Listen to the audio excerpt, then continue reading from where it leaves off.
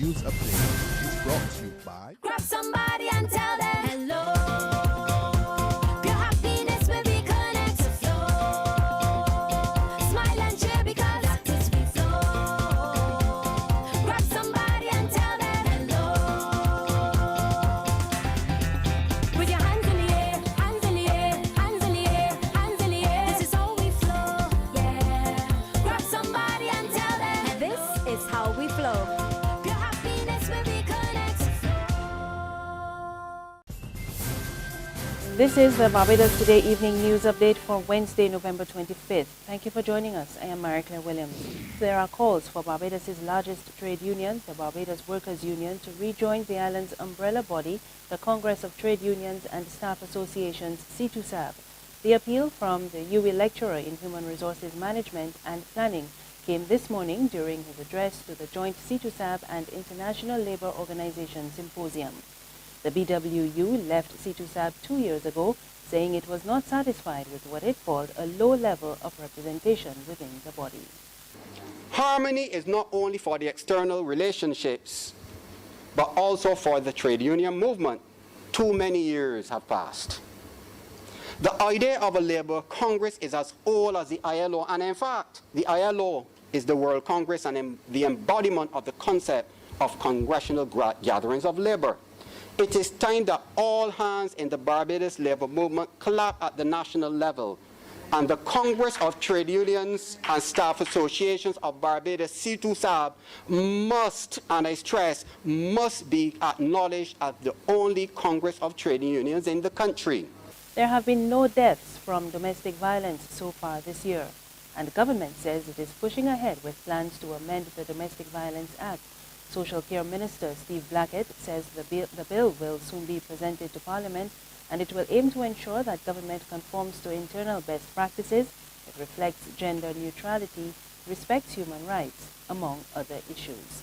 Blackett was addressing today's launch of the 16 Days of Activism Against Violence Against Women. That campaign runs from November 25th to December 10th. I am also pleased to inform you I have been handed the National Policy on Gender, which I approved for on-sending to the Cabinet Committee on Social Policy for vetting and eventual approval. Subsequent to this process, the policy will seek the blessings of the entire Cabinet for implementation. A committee to monitor the implementation will also be selected and a ministerial statement delivered in Parliament. I wish to acknowledge and applaud those organizations involved in the 16 Days of Activism campaign, and I'm truly heartened that this year, outside of the traditional stakeholders, a number of other organizations have joined in the campaign. A state-appointed consultant is calling for an investigation into the increasing number of unoccupied government housing units. Pro-Vice Chancellor for Planning and Development at the University of the West Indies, Professor Andrew Downs, made the suggestion this morning while presenting the findings of the 2015 government-commissioned Barbados National Habitat Report. The 92-page document was prepared along with 3 other university consultants. It revealed that unoccupied National Housing Corporation units grew by 117%, while new houses increased by 14.6% between 1990 and 2010. But Professor Downs told Barbados Today the problem continues and needs to be investigated. He said researchers discovered the challenge when they studied the aspects of land and urban planning. What you see here is that in terms of urban housing, between 1990 and the year 2010, the number of new housing units grew in tandem with the number of unoccupied units. And that's the data that's taken up population census data. You can see, therefore, where the unoccupied in 1990 was just over 7,000, and it grew to close to just over 15,000 in 2010. But Housing and Lands Minister Dennis Kelman is defending the unoccupied units. He told reporters government needs to ensure prospective tenants were not placed in environmentally unsafe homes. Kelman identified major housing projects at the Grotto, St. Michael and Constant, which he says should be ready for occupation by next month. Even though it took long for a lot of these projects to come on board, the final decision, you take first land, we had an environmental problem there, how to deal with certain storage systems and so on. And as you listen to the report, it is not just building houses and placing them. We also have to worry about the water supply of Barbados.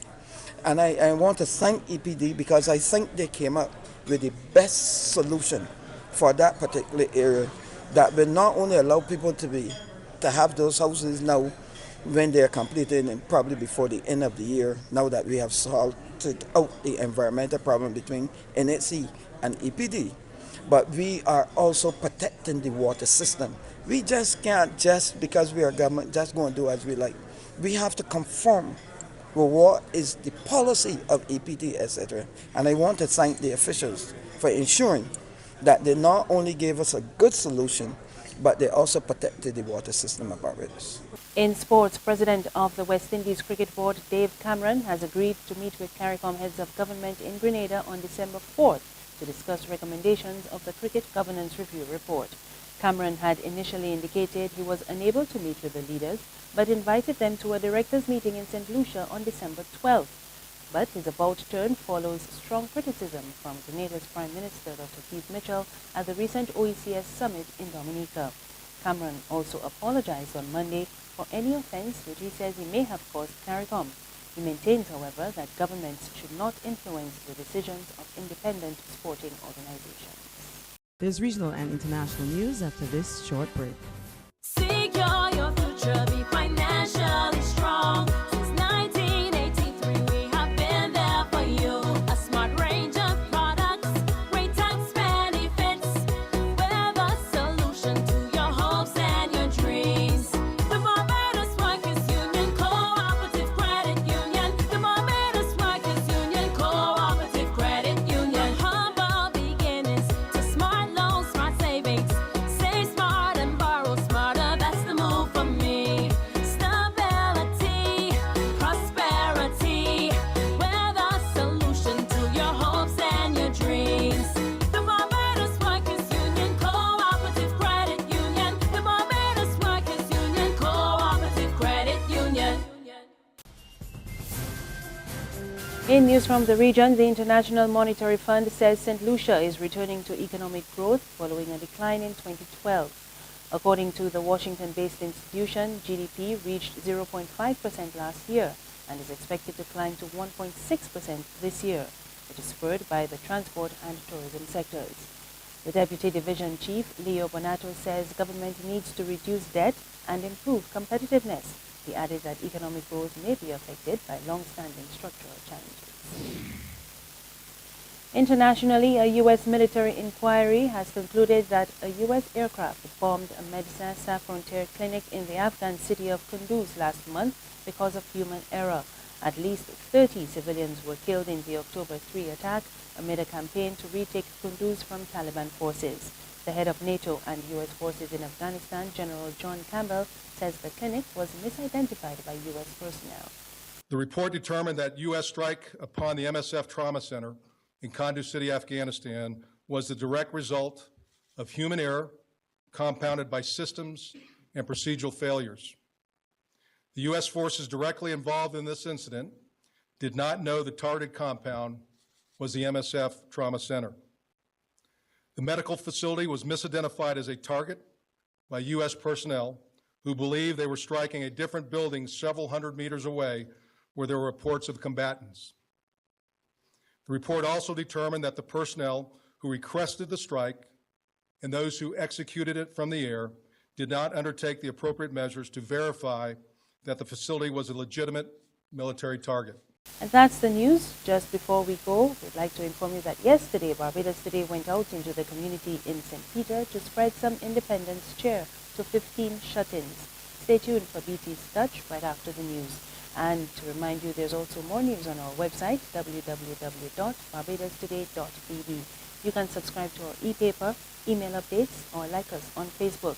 We are also on Izumi Media in bus terminals and Screenplay at supermarkets and gas stations near you. You can also tune in to Channel 101 on Flow TV or Mix 96.9 FM for more news and sports. I am Marika Willis. Good evening.